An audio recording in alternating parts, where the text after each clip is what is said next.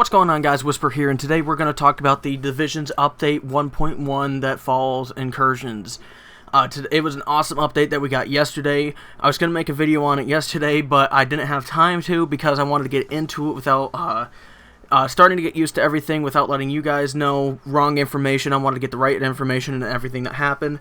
We're going to go ahead and jump into it. Feel free to pause any point in the video. The first thing is the actual Incursion Falcon Lost. You have to be a level 30 and you must complete the General Assembly mission. You also have to have a minimum gear score of 140 and you must play it through hard before you can challenging. It's an awesome update, but it's a really hard mission.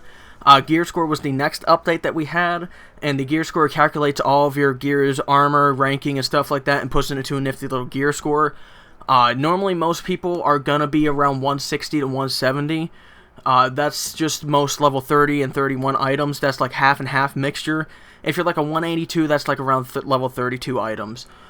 New items that came out is the new gear set, the Tactician's Authority, which enhances your electronic and support. The Striker's Battle Gear is for your DPS builds.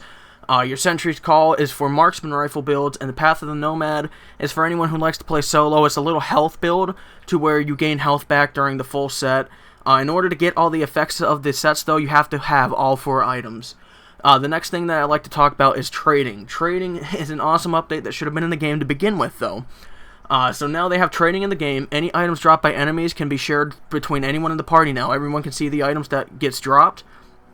You can trade them from your inventory, and you can also drop them so your players can see them. And there's, I think, a 1 hour time limit before you can no longer trade them.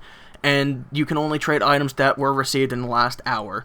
Next thing is the personal assignments and global assignments that they changed out with your daily challenges. They are still your daily challenges, except they give you different stuff now. They give you like 5 Phoenix credits instead of 15, and they give you stuff like the crafting materials, like blue crafting materials. So they award you with doing stuff like that. The full patch notes is on the screen too. I forgot to hover over Dark Zone supply drops for you guys. What the Dark Zone supply drops is it's a crate that's going to drop every few hours in the Dark Zone. And when the crate drops, it sends out a message through the Dark Zone, so everybody's going to be running for it. And what it is when it drops, it's items in it that you can get, and it's not, you don't have to extract them, which is really nice. However, there's going to be a lot of people who are searching after this, and the NPCs can actually loot these crates too if nobody else does. So you want to keep that in mind. These items are good to go. If your team is the first one to loot it, you do not have to extract them. You could literally go in your inventory right there and equip every item you just got from it. It's a really nice update. I really like that they added that because it gives you something else to shoot after in the Dark Zone. It makes it really nice too because it adds another reason to go rogue in the Dark Zone.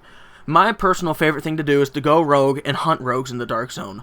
Most of the time, I usually hunt rogues because going rogue, I don't really like the fact of running away and then hiding. I like to take on like groups of 4 and stuff like that by myself who are rogue already. Going rogue is still fun for me. I find it fun, but I just find hunting down the rogues more fun because I'm not having to constantly worry about who's behind me, who's shooting me, how many people are following me. It's much more fun just to chase the rogues. But if you're a casual player who doesn't like PvP, this update is going to kill you a little bit.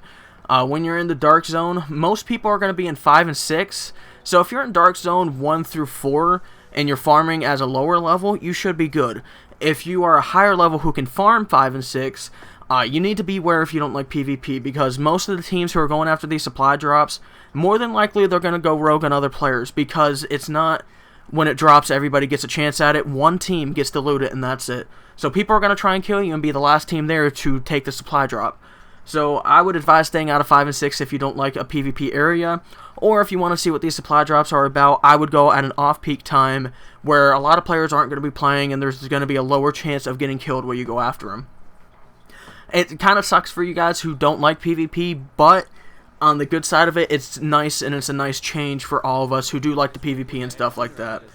Crafting update is something they added.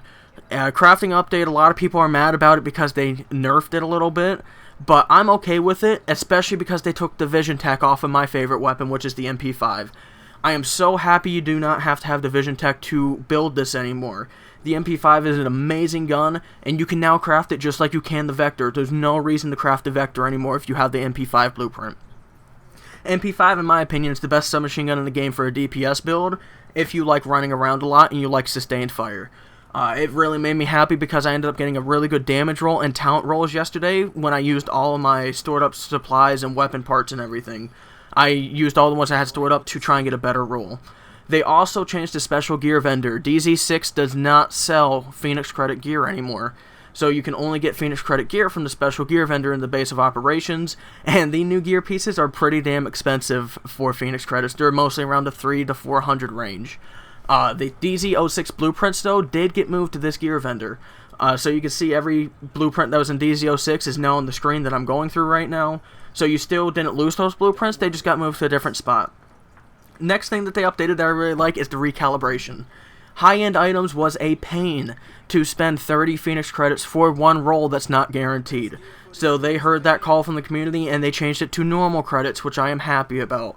As you can see, I have almost 2 million normal credits, so it makes me pretty happy that I don't have to waste my Phoenix credits recalibrating my gear, even though all of my gear is pretty much my endgame content and I have some of the best rolls I can have on it already. I just need to get better gear and then re-roll that way I get the same stats on it. Now we're in the Dark Zone here, and what I'm doing in the Dark Zone is farming to show you guys that the named enemies do drop guaranteed high-end items now. That's another one of my favorite updates, and why I'm not too mad about the crafting nerf. Now the crafting nerf, if you guys don't know, what they did was if the yellow items usually gave 2 fabric, 2 weapon parts, 2 tools, stuff like that if you broke them down. They no longer do that. Now they only drop 1 of each when you deconstruct them. And a lot of people are a little mad about that because now, when you're also making new parts, like if you're using the specialized parts to turn into high-end parts, instead of taking 5 to do that, it now takes 15 to do it. And it takes 6 weapon parts and 4 tools to create 1 high-end weapon. A lot of people are a little bit mad about that, but it's not a big deal, because now in the Dark Zone, we are guaranteed high-end drops. There is no more deconstructing purple gear to get these items. Now all we have to do is take the high-end gear. If it's not a good roll or anything, we deconstruct that, and then it's easy to get parts from there. We don't even have to worry about this conversion from 5 to 15. It does not affect us in any way, really, because we have guaranteed high-ends. As you can see, that first one was a guaranteed high-end. Yesterday, they did send out a hotfix, though, as well. When the game first came out, it was actually pretty nice. The named elites were dropping 3 guaranteed high-end every time you killed them. That was a major glitch that they had, so they shot out a hotfix, so now they only drop 1 high-end item. Yesterday, we were getting all the named bosses, all their drop table, in 1 drop as high-ends, and that's not how it should have been. So they sent out a hotfix yesterday to do 1 high-end item guaranteed from the bosses. The bosses also correspond to what kind of level you'll get. Right now I'm killing 31s, so the high-ends that they're dropping me is level 31 high-ends. When I go up to DZ 5 and 6, I don't have it in this video because I don't farm up there much, and I really don't farm up in 5 and 6 solo, even though I can, it's just not efficient. DZ 5 and 6 will be dropping level 32 gear. Level 32 gear because they are level 32 as well. So that was another update that they added, so it's no longer feasible to farm the lower areas like DZ 3 and 4, like I'm doing right now, because you want to get the best gear that you can get. So DZ 5 and 6 is really a main hotspot that most players are going to be at now farming. DZ 5 and 6 is very challenging to do solo. I'm rocking 190k DPS and almost 70,000 health, and I die a lot farming DZ 5 and 6. DZ 5 and 6 is not easy to farm, so I only recommend farming up there if you're going to have at least 2 to 3 people with you, especially with the new supply drops. It's going to be really bad up there. Again, this is another area that I show on the extraction, just to show you guys that they did give you guaranteed high-end drops. Like I said, I'm really excited about it. A lot of people are kind of pissed about it, because they're like, I don't want high-end drops, that's just breaking the game. If you guys have ever played Destiny or Diablo, which the looting systems are really based off of these games here, the Division is very similar to both of them. If you look at them, Destiny is a great example.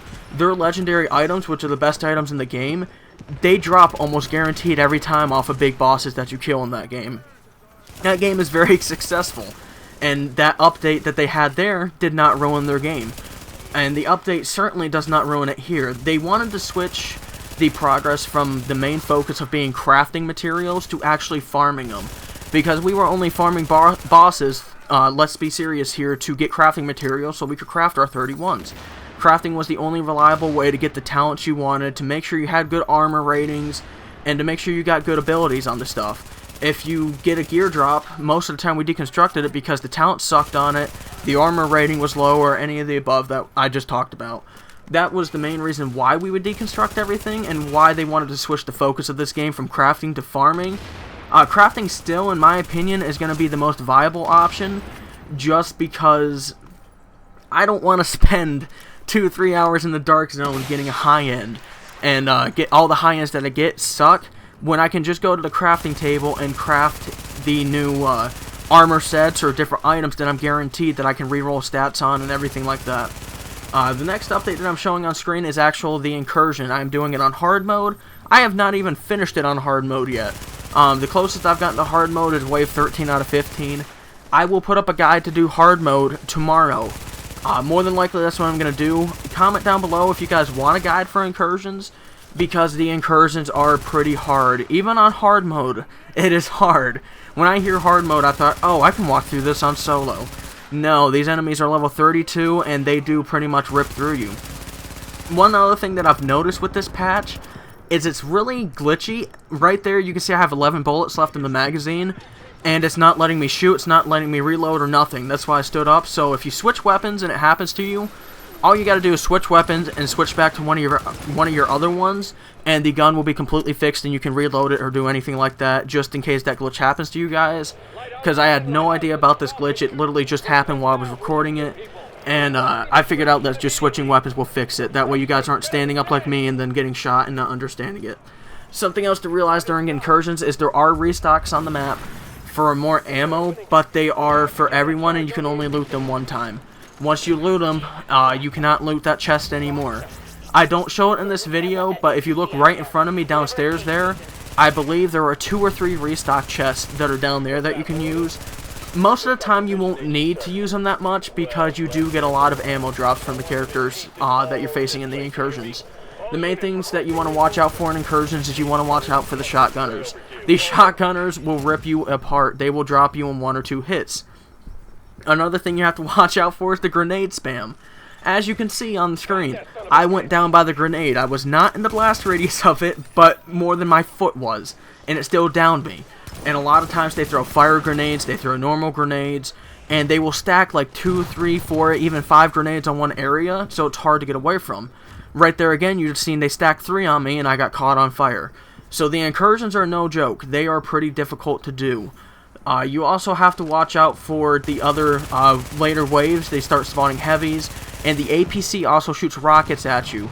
So you have to watch out for the APC shooting rockets. They updated that yesterday too. The APC was not firing correctly while they were doing it.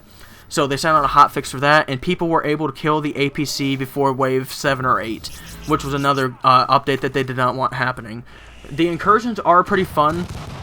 I have found that you need communications. If you're going to play with randoms, plug in that mic and start talking to them, because this is not a challenging mission where you can just run through it with no communication, guns a-blazing, and just popping your own abilities and stuff like that. You really need to communicate with your teammates in this.